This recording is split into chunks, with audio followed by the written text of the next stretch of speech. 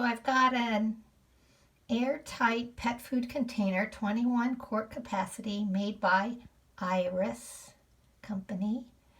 And the handle that they call a buckle broke when I was just pulling the handle, opening the container the other day.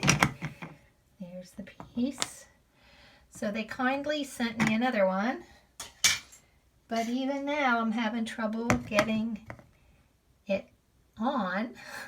And it's starting to develop a sort of a stress fracture somewhere. Oh, different one. Yeah, there's the stress fracture over here. So, and you can see when I put it in like they suggested, long end into the hole first, there's still a slot.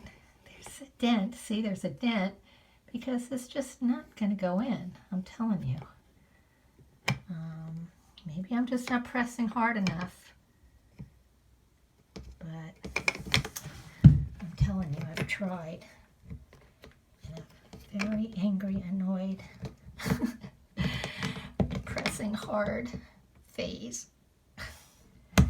See, it went down, but it's not going in. Can you see?